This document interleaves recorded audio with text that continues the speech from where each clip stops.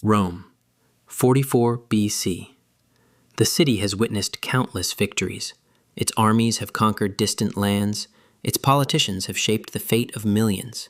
But today, Rome is about to witness something that will change history forever. Not a battle, not a foreign invasion, not a natural disaster.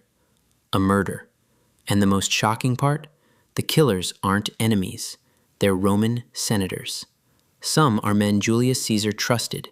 By the end of this day, the most powerful man in Rome will lie dead beneath the floor of the Senate.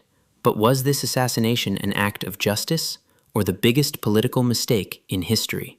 To understand why Caesar died, we first need to understand why so many powerful people feared him. Julius Caesar wasn't born a king. In fact, Rome hated kings. Centuries earlier, the Romans had overthrown their monarchy and created the Republic, a system where power was meant to be shared among elected officials.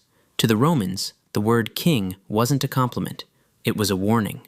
Over the years, Caesar became one of Rome's greatest military commanders.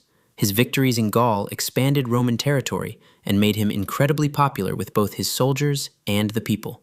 Success brought wealth. Wealth brought influence. Influence brought power. Eventually, many Romans began to wonder, had one man become too powerful? When Caesar was appointed dictator for life, many senators believed the republic itself was in danger.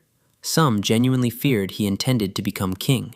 Others feared something more personal. If Caesar controlled everything, what power would they have left? According to ancient writers, strange warnings appeared before the assassination. A soothsayer reportedly told Caesar, "Beware the Ides of March." Whether those exact words were ever spoken remains uncertain, but the warning became one of history's most famous stories. That night, Caesar's wife, Calpurnia, reportedly dreamed of his death. She begged him not to leave home. Some friends also urged caution. Rumors of a conspiracy spread through the city. Imagine hearing all of that and still deciding to walk into the Senate. Why? Did Caesar believe the warnings were superstition? Did he refuse to appear weak? Or had power convinced him that no one would dare attack him? We'll never know. While Caesar prepared for another ordinary day, a very different meeting was taking place elsewhere. More than 60 senators had secretly joined a conspiracy. Leading them were two men, Cassius and Brutus. Cassius believed Caesar's growing power threatened the Republic. Brutus faced a far more difficult choice.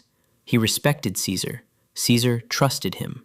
Some ancient writers even suggested they shared an unusually close relationship. Whether Brutus acted out of patriotism, political pressure, or personal conviction, historians still debate. But one thing is clear. Without Brutus, many conspirators might never have joined. His reputation gave the plot legitimacy. The decision had been made. Caesar would die. Not in war, not by accident, but by design. The morning of March 15th arrived. Caesar entered the theater of Pompey, where the Senate was meeting that day. The conspirators were already waiting. Everything appeared normal. One senator approached Caesar with what looked like a simple request. As Caesar refused, another senator suddenly grabbed his toga. That was the signal. The first blade struck. Caesar immediately fought back. Ancient accounts describe confusion filling the chamber as senators surrounded him from every direction. Knives flashed. Voices shouted. The attack lasted only moments. Then, according to later tradition, Caesar saw Brutus among the attackers. Many people know the famous words, "Et tu, Brute?" But here's something many people don't realize. There is no contemporary evidence that Caesar ever spoke those words. The phrase became famous centuries later through William Shakespeare's play. Some ancient historians recorded different final words. Others recorded none at all. History remembers the quote. History cannot confirm it. When the attack ended, Caesar had suffered 23 stab wounds. Only one was considered fatal. But together, they ended the life of Rome's most powerful man. The conspirators believed they had saved the Republic. They expected the Roman people to celebrate. Instead, Rome fell into panic. Many citizens mourned Caesar. Others demanded revenge. The streets filled with anger. Political alliances collapsed. Civil war erupted once again. And from that chaos, a young man named Octavian rose to power. history would remember him by another name, Augustus. Rome did not return to being the republic the conspirators wanted to save. Instead, it became an empire. The assassination designed to stop one powerful ruler opened the door for centuries of emperors. Sometimes, history has a cruel sense of irony. More than 2,000 years later, people still argue about Julius Caesar. Was he a hero who brought stability to a broken republic?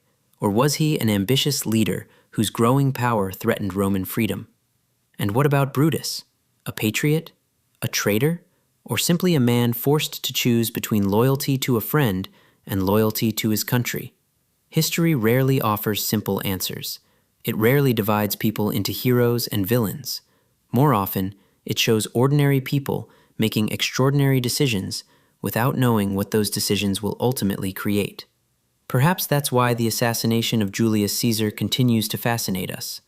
It wasn't just the death of one man. It was the moment an entire civilization changed direction. Now imagine, you are a Roman senator in 44 BC. You don't know what history will say. You don't know the republic will collapse. You don't know an empire is about to rise. You only know what the people of Rome knew that day. Would you have stood beside Julius Caesar or joined the conspiracy against him? There may never be a single correct answer. History rarely gives us perfect answers. It gives us evidence. The rest is up to us to understand. What do you think? Share your opinion in the comments.